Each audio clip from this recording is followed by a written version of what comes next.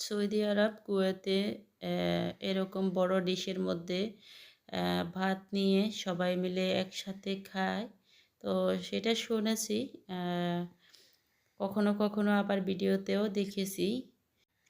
তো আজকে বিদেশিদের মতো আমরাও বড় ডিশের মধ্যে চিকেন বিরিয়ানি নিলাম। তো ছেলেরা আর আমি একসাথে এখন খেয়ে নিচ্ছি। আসলে একসাথে খাওয়ার মজাটাই আলাদা। তো ওনারা হচ্ছে এভাবে বড় ডিশের মধ্যে খাবার নিয়ে খেতে শুনেছি বা ভিডিওতেও দেখেছি। আসলে দেখতে খুব ভালো লাগে। তো আজকে আমার ছেলেরা বলতেছে, আম্মু একসাথে ডিশের মধ্যে খাবারটা নিয়ে নেন, আমরা সবাই মিলে একসাথে বসে খাবো। আসলে এরকম কখনো খাওয়া হয় নাই একসাথে।